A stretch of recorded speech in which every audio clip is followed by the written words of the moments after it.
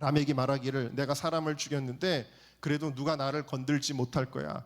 하나님이 가인에게는 창세기 4장 15절에 보면 나오죠. 가인을 죽이면 벌을 7배나 받으리라고 하나님이 하셨지. 그런데 만약에 나를 해코지하면 나는 77배나 갚을 거야. 이런 얘기를 합니다. 원래 하나님께서 가인을 죽이는 자를 7배나 갚겠다라고 말씀하신 이유는 사람이 복수하지 말라는 뜻이에요. 심판의 전권은 누가 가지고 계시다고요? 하나님이 가지고 계시다는 겁니다. 그러니까 하나님이 하시는 일은 니네가 하면 안 돼. 그런 뜻이었어요. 그런데 그 말씀을 자기 마음대로 아전인수격으로 이제 인용해서 이 라멕은 뭐라 그러냐면 가인을 죽이는 자는 7배나 당할지 모르지만 나를 건드리는 자는 77배나 갚을 것이다 라고 이야기를 하면서 자기가 더 하나님보다 위대한 것처럼 자기가 하나님인 것처럼 그렇게 회개하기는커녕 자랑하듯 말하고 있는 것입니다. 바로 하나님의 자리에 올라 있고 하나님을 전혀 경외할 줄도 모르고 살인의 죄를 짓고도 하나님을 조롱하듯이 말하는 이 람에게 모습을 통해 오늘 가인의 후예들의 모습이 바로 하나님을 조롱하고 하나님을 비웃고 자기가 하나님 되어 살아가고 있는 그 모습이다라는 사실입니다. 불과 가인의 후예는 5대밖에 지나지 않았는데 이렇게 잘 사는 것 같은데 어지러운 세상, 되게 풍성한 것 같은데 불행한 인생을 걸어가게 만듭니다. 여러분, 우리가 하나님을 떠나면 인생은 복을 못 받습니다. 우리가 하나님의 뜻대로 살아야 하나님의 축복이 임하게 되는 것이죠. 결국 노아의 홍수를 통해 하나님은 이 가인의 문명을 완전히 심판하시게 됩니다. 그래서 창세기 4장 25절부터는 믿음의 족보가 등장해서 다음 장까지 쭉 이어지는데, 믿음의 족보는 거룩하고 깨끗하고 성경에 자세히 기록이 되어져 있어요. 가인의 후예는 몇 절 안 되는데 이 믿음의 족보는 다음에 한 장을 다 차지할 정도로 자세히 기록되어져 있죠. 그 서두가 되는 창세기 4장 25절 말씀 우리 한번 읽어보겠습니다. 25절 시작. 아담이 다시 아내와 동침하매 그가 아들을 낳아 그 이름을 셋이라 하였으니 이는 하나님이 내가 가인에 죽인 아빌 대신에 다른 씨를 주셨다 함이며. 아멘. 여러분, 아담에게 첫 번째 가인과 아벨이라는 아들이 있었는데 가인이 아벨을 때려서 죽였잖아요. 그래서 가인만 남았지 않습니까? 근데 하나님께서 이 아벨은 아까도 말씀드린 것처럼 영적으로 하나님의 뜻을 이루는 계보이란 말입니다. 예배하는 세대. 그런데 이 아벨이 죽고 나서 하나님이 인류를 향한 구원의 계획을 포기하시지 않고 이 아벨 대신에 누구를 주셨다고요? 셋을 주셨어요. 셋이 셋째 아들로 태어났습니다. 자, 그런데 이 셋이 태어났을 때 이 아담이 뭐라고 표현하냐면 이것은 내 자식, 내 아이가 아니라 하나님께서 나에게 맡기신 아이라고 인식을 합니다. 출발부터 부모의 인식이 중요한 거예요. 부모가 내 자식을 향해서 어떤 생각을 가지고 있는가가 이 자녀의 운명에 굉장한 기초를 내려놓게 되어진다라는 것입니다. 자, 아담이 하와와 동침해서 가인을 처음 낳았을 때는 내가 여호와로 말미암아 등남하였다 그랬어요. 그러니까 가인은 누가 낳았다라는 거예요? 내가 낳았다. 그러니까 가인은 누구 아들이에요? 내 아들이다. 이런 생각을 가지고 있었기 때문에 가인을 향한 아담의 마음은 하나님과 연결시키지를 못했다라는 거예요. 여러분의 자녀가 여러분의 자녀입니까? 자, 그 해답을 한번 오늘 우리 말씀을 봅시다. 25절을 보면 다시 보시면 이는 하나님이 내게 가인의 죽인 아벨 대신에 다른 씨를 주셨다 함이며 그랬어요. 자, 내가 낳았다가 뭘로 바뀌었냐면 하나님이 내게 주셨다로 바뀌었어요. 여러분의 자녀는 하나님이 주신 것입니다. 하나님이 맡겨주신 거예요. 어떻게 하라고? 하나님과 연결시켜서 잘 키워 하나님의 뜻을 이루게 하라고 주님께서 주셨다. 이거를 잊으시면 안 돼요. 이걸 잊으면 내 생각대로 아이들을 지도해요. 내 생각대로 양육해요. 이러면 안 돼요. 하나님의 말씀대로 아이들을 키워야 되는 것입니다. 말 한마디도 정말 하나님이 하시는 말처럼 해야 된다라는 사실입니다. 자, 그리고 셋이라는 이름을 짓습니다. 셋의 이름의 뜻은 놓다, 정리하다, 임명하다라는 뜻이에요. 새로 세팅하는 거예요. 이름 그대로. 그런데 이 세상은 가인의 후예들이 다 어지럽혀 놓은 세상이에요. 이 어지러운 영적으로 혼란한 이 세상을 정리하는 존재가 셋이었다라는 것입니다. 하나님으로부터 인정받았던 아벨을 대신하여 이 세상에 다시 놓여진 존재가 셋이었다는 것입니다. 그리고 이 셋은 어떤 삶을 살았는지 26절이 보여주고 있는데요. 26절을 같이 읽겠습니다. 시작. 셋도 아들을 낳고 그 이름을 에노스라 하였으며 그때의 사람들이 비로소 여호와의 이름을 불렀더라. 아멘. 자, 셋이 또 아들을 낳았는데 그 아들의 이름이 뭐라고요? 에노스. 에노스가 무슨 뜻인지 아시는 분?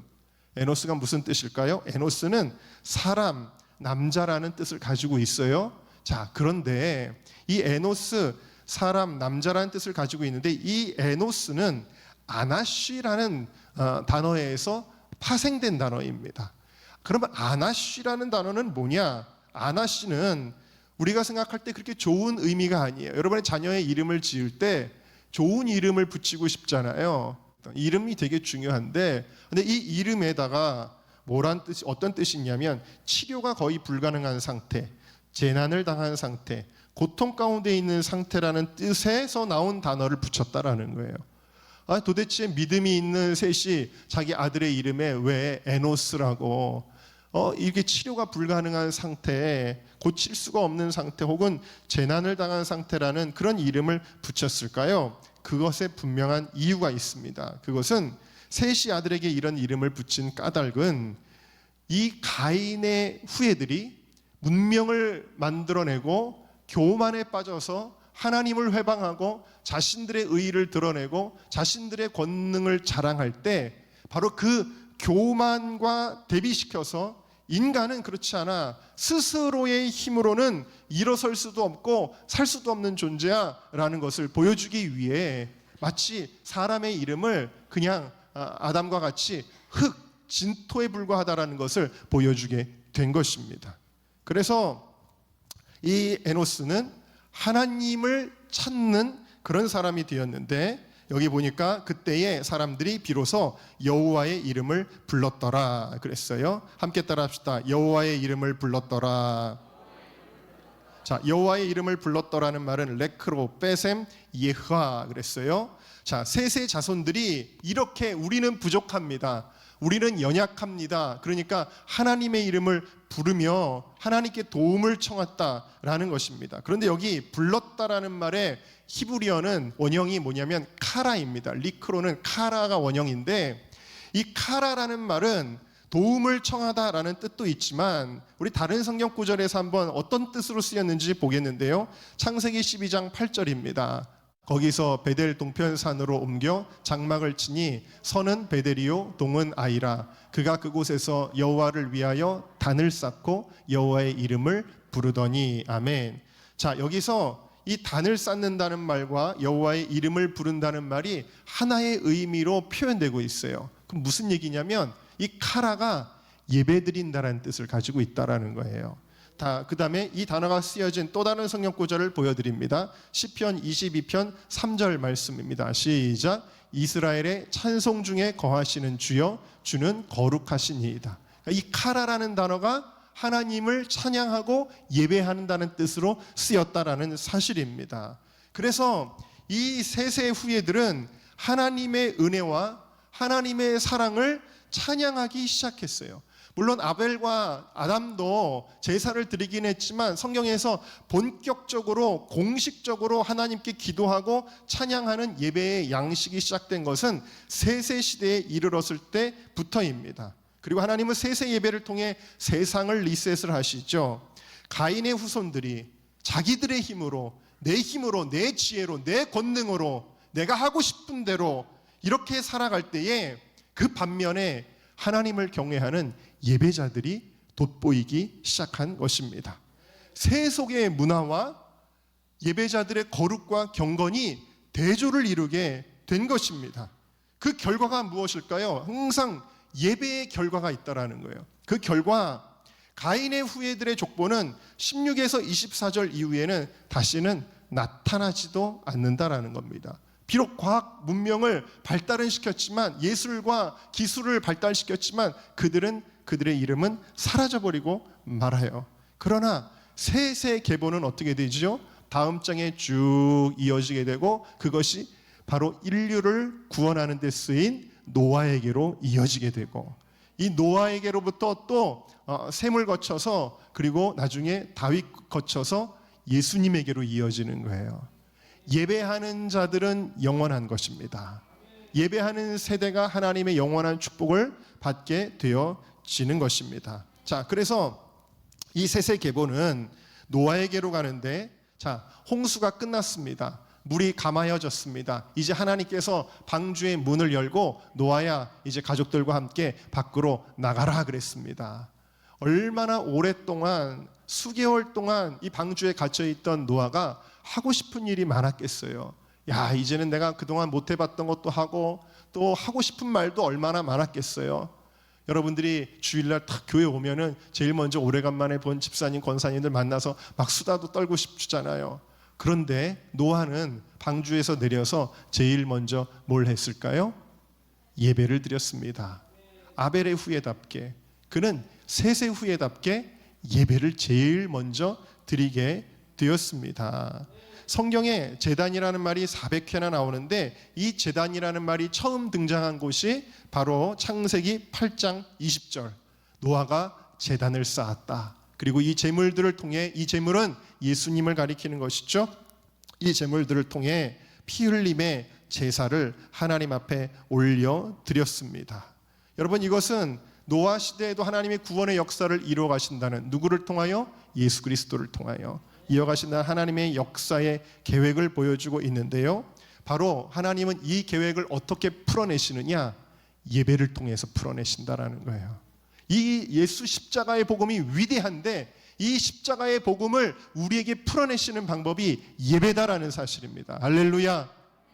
그래서 우리는 오늘날 염소와 양과 소를 가지고 제물을 드리지 않지만, 십자가를 우리의 마음의 중심에 두고 예수님을 생각하며 구원의 하나님을 찬양하는 것인 줄로 믿습니다.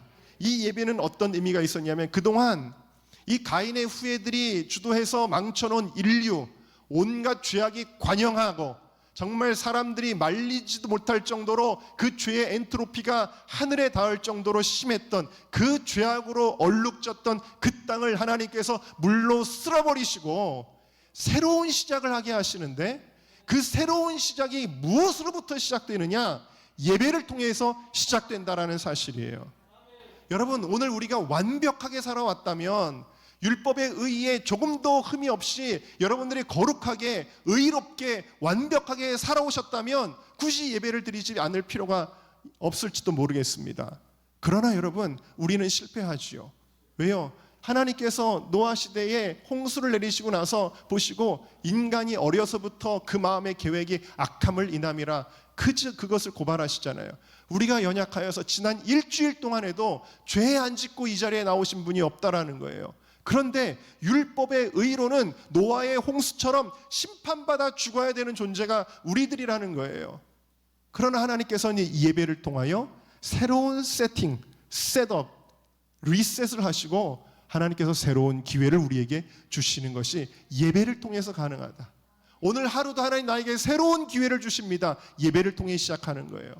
오늘 일주일도, 오늘 우리 주일 예배를 잘 드리면서 일주일 다시 한번 주님 시작하겠습니다. 새롭게 출발하겠습니다. 주님께서는 이전 것은 지나갔으니 보라 새 것이 되었도다 말씀하시며, 노아 홍수 이전의 세상은 지나갔으니 이제 새롭게 너희들이 살아봐라라고 새로운 기회를 주시는데, 그 새로운 기회가 우리가 예배할 때 주어지는 것이다 라는 그러한 이야기입니다. 그러니까 이 예배는 단순한 요식행위로 끝나는 게 아니에요. 드려도 그만, 안 드려도 그만이 아니에요.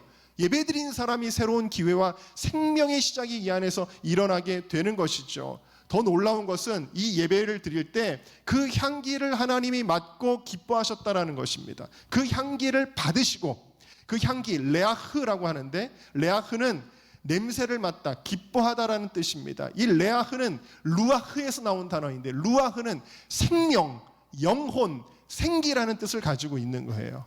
그러니까 바로 하나님께서는 이 예배를 받으시고 나서 우리 하나님의 마음이 기쁨으로 가득 차고 하나님이 생기로 가득 차셔서 그 생기를 우리에게 보내시는 역사가 일어나게 되는데 이 예배를 통해서 하나님이 마음의 중요한 의지적인 결단을 표명하십니다. 그게 뭐냐? 첫 번째, 다시는 내가 물로 세상을 심판하지 않겠다라는 것입니다. 왜? 심판으로는 다스려지지 않는 것이 인간의 죄성이기 때문에 그냥 야단치고 잔소리한다 그래서 이 아이가 바르게 되는 것이 아님을 주님이 아시기 때문에 라는 것입니다. 두 번째, 마지막 심판 때까지 심판을 보류하겠다, 회개하고 구원받을 수 있는 기회를 주겠다라는 것입니다. 왜? 이 예배 때문에 하나님의 마음이 기쁘기 때문에 또 물로 쓸어버리고 또 물로 쓸어버리고 그렇게 안 하시겠다라는 거예요. 자, 그렇다면 무엇으로 마지막에 구원하시느냐? 바로 이 주님께서 예비하신 정결한 짐승들, 그것이 무엇입니까? 예수님이죠. 예수 그리스도를 통해 내가 너희를 구원하겠다. 내가 물로 심판하는 것이 아니라 내 아들 독생자 예수 그리스도를 통해 너희를 구원하겠다라고 주님이 말씀하십니다. 그러니까 여러분, 이것이 얼마나 주님의 하나님의 위대한 결단이에요. 역사의 물줄기를 결정하는, 인류를 구원하시기로 결정하는 그런 의지의 표명입니다. 근데 이 하나님의 의지의 표명이 어떻게 일어날 수 있었느냐, 가능했느냐? 그것은 노아가 하나님 앞에 예배를 드릴 때, 하나님께 예배 드릴 때 하나님이 이와 같이 엄청난 인류의 역사를 결정 지으셨다고 한다면 오늘 여러분들이 드리는 이 예배가 얼마나 중요하고 얼마나 위대한 것인지 여러분들이 깨달으시기를 주님의 이름으로 축원합니다. 그리고 나서 노아가 또 세 아들을 낳지요. 세 아들이 이름이 무엇이죠? 셈과 함과 야벳입니다. 자, 그런데 여러분들 아시다시피 함은 반역의 상징이 되어 아버지의 허물을 떠들고 다닙니다. 우리 아버지 경건한 줄 알았는데, 거룩한 주의 선견자인 줄 알았는데 술 먹고 옷 벗고 저기서 자고 있어요 하면서 이 함은 밖에 나가서 떠들고 다닙니다. 여러분, 남의 허물을 떠드는 사람이 우리 은정교회는 없으시기를 주님의 이름으로 축원합니다. 이렇게 떠들고 다니다가 이 함은 아버지가 깼을 때 저주를 받았습니다. 그리고 이제 예언을 하는데 창세기 9장 26절과 27절입니다. 같이 읽을까요? 시작. 또 이르되 셈의 하나님 여호와를 찬송하리로다. 가나안은 셈의 종이 되고, 27절, 하나님이 야벳을 창대하게 하사 셈의 장막에 거하게 하시고 가나안은 그의 종이 되게 하시기를 원하노라 하였더라. 아멘. 자, 여러분, 이 아들 중에 야벳은 함은 저주를 받았고요, 야벳은 어떤 축복을 받았냐면 문명을 크게 일으키는 축복을 받았으니 바로 이 사람들이 오늘 우리가 아는 유럽 사람들입니다. 그들은 문명을 크게 창궐하게 이렇게 진일보하게 하였고, 이런 유럽과 미국에 사는 주류 백인들을 중심으로 해서 문명이 발달하게 되어지죠. 자, 그런 축복을 받았다. 근데 셈은 어떤 축복을 받았느냐? 셈은 그것보다 비교할 수 없는 위대한 축복을 받게 되는데 26절에 함께 따라하실까요? 셈의 하나님 여호와. 이것보다 중요한 축복이 없죠. 하나님이 나의 하나님이라는 거, 이것보다 중요한 축복이 없는데 셈은 하나님, 나의 하나님이십니다를 고백할 수 있는 그 축복을 받았습니다. 그 축복을 받은 셈은 어떻게 되느냐? 27절을 보시면 셈은 어디에 거한다고요? 셈은 막 그 야벳이 만들어 놓은 멋진 호텔 건물, 빌딩 이런 데서 사는 것이 아니라 셈은 어디에 거한다고요? 장막에 거한다. 이 장막이 의미하는 것은 종교적인 것입니다. 장막은 예배의 처소를 가리키는 거예요. 그리고 거기에 임재하시는 하나님의 임재를 가리키는 것입니다. 그래서 셈은 어떤 축복을 받았느냐? 셈의 하나님의 축복을 받았고, 장막을 통하여 예배를 통한 하나님의 임재를 경험하는 축복을 받은 줄로 믿습니다. 예배의 축복을 받은 이 셈, 그러면 하나님이 이 셈을 나의 자녀로 하나님이 선택하셨는데 셈의 하나님이 되셨는데, 그런데 이 셈의 온 자손들이 다 선택받은 것이 아니라는 것을 창세기 10장에 가면 알 수가 있어요. 창세기 10장 21절 말씀 보실까요? 창세기 3장 20절. 자, 읽어봅시다. 시작. 셈은 에벨 온 자손의 조상이요. 자, 여기서 셈은 에벨 온 자손의 조상이기 때문에 셈의 후손 가운데 에벨이라는 사람이 나오는데 에벨의 자식들의 조상이 된다.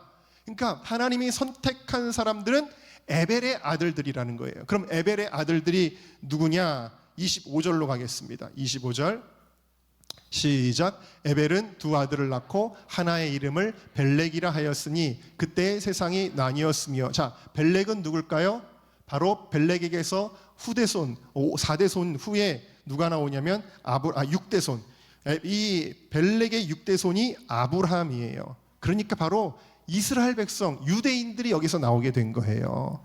자, 그 다음에 벨렉의 아우의 이름은 뭐라고요? 욕단이다. 고대사 세미나를 들으신 분은 알겠지만 우리 한민족이 욕단입니다. 무슨 얘기냐면 이미 성경에 약속이 된 대로 우리 민족은 어떤 축복을 받았냐면요, 셈의 하나님, 셈의 장막에 거하시는 하나님의 축복을 받았다. 우리 민족은 예배하는 민족이다라는 거예요. 그래서 기독교가 다시 들어왔을 때에 놀라운 부흥이 일어나는 거, 새벽마다 깨어서 전 세계적으로 누구도 하지 않았던 새벽 기도를 하는 거, 철야 기도를 하는 거, 산에 올라가서 부르짖으며 기도하는 거, 그 예배하는 민족의 DNA가 우리 민족 가운데 있었기 때문입니다. 여러분, 우리 민족은 예배의 부름을 받은 민족이고 예배하는 세대를 일으킬 때 이 부르심을 강하게 감당하게 될 줄로 믿습니다. 제가 오랫동안 홀리위크 사역을 한 것도 이 예배를 회복하기 위한 거였어요. 예배 드린다고 달라지나요? 네, 달라집니다. 민족의 운명이 달라집니다. 여러분의 가정이 예배할 때 여러분의 가정의 운명이 달라집니다. 여러분, 예배야말로 가장 위대한 것이기 때문입니다. 제가 부산에서 청년들이 낮에 전도 활동을 하고 나서 저는 이제 저녁에 합류를 하게 되었습니다. 그래서 예배를 같이 드리고, 그리고 이제 저녁에 우리 부산 앞바다에 나가서 우리 예배 드리자. 그래서 바다에 나갔습니다. 여러분, 바다의 모래사장에 이제 파장한 해수욕장에서 예배한다고 거기 누가 있겠습니까? 그러나 여러분, 거기에 하나님이 계셨습니다. 그 모래사장에서도 우리가 하나님께 찬양하며 예배할 때 예기치 못한 사건이 발생했는데, 저쪽에서 한 중년의 부부가 저희 쪽으로 다가와서 저희에게 관심 있게 바라보는 거예요. 하나님이 저분에게 복음을 전하라고 하시는구나. 마음에 감동이 있어서 그분에게 다가갔습니다. 그리고 말을 걸고 복음을 전했습니다. 말씀 카드를 준비한 것을 드리고 카드를 뽑을 때마다 그 말씀에 대하여 설명하였습니다. 그리고 그 두 분을 위해서 간절한 마음으로 기도를 해드렸습니다. 그리고 거기 부산에 계신 목사님과 서로 만나게 하고 연락처를 주고받았습니다. 할렐루야. 예배드릴 때 일어난 사건이에요. 더 놀라운 것은 다음날 그 부산의 목사님에게 전화가 왔습니다. 목사님, 오늘 원래 이제 점심 약속이 다른 데 있었는데 오늘 점심 목사님 우리 고기 먹으러 가시죠? 그러는 거예요. 왜 그런가 했더니 어제 전도했던 그 중년의 그 사장님 부부, 그분들이 고깃집을 한다는 거예요. 그래가지고 연락이 돼가지고 그 집에 신방 가기로 한 겁니다. 할렐루야. 그래서 그 집에 가서 신방을 하고 또 식사도 사 먹고 그 한참 동안 대화를 나누고 그 가정을 축복하고 꼭 신앙생활 잘 할 수 있도록 그렇게 하고 돌아오게 되었습니다. 할렐루야. 여러분, 가는 곳마다 예배하는 세대가 일어날 줄로 믿습니다. 이제 우리 청년들이 말하기를, 목사님 다음번에는 우리 인도네시아 보내주세요. 그러던데 어디를 가든지 예배하십시오. 예배한다고 달라지나요? 네, 달라집니다. 하나님이 함께 하십니다. 하나님이 역사하십니다.